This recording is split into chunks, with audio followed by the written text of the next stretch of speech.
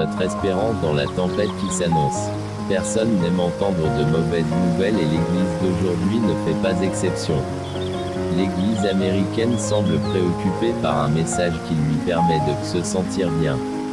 Cette attitude est prédominante dans de nombreux livres et magazines que nous trouvons dans les librairies chrétiennes. C'est comme si nos responsables disaient « Ne vous inquiétez pas.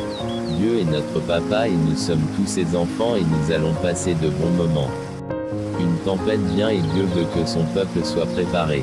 Elle viendra comme un voleur dans la nuit, apportant une panique et une incrédulité soudaine. Tu penses peut-être, si la calamité doit frapper, qu'elle vienne. Je suis dans les mains de Dieu, alors Jésus me permettra de la traverser. Juste avant sa mort et sa résurrection, Jésus a regardé en face une terrible tempête. Il la voyait là, juste devant lui, Jérusalem allait être entourée par de puissantes armées, le temple allait être détruit, la cité brûlée et leur société tout entière allait s'effondrer. Jésus était l'incarnation de l'amour de Dieu et il a pleuré sur sa société parce qu'il a vu ce qui allait venir.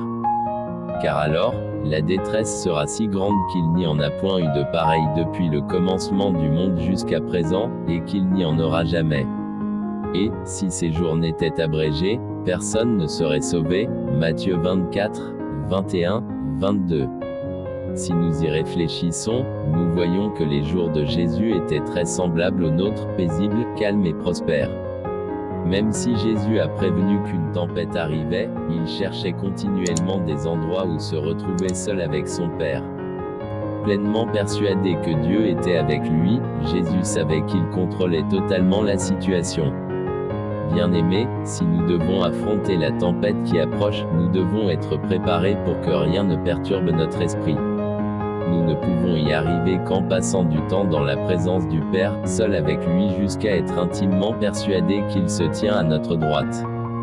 Dans la présence de Jésus, nous trouvons joie, espérance et repos, tout ce dont nous aurons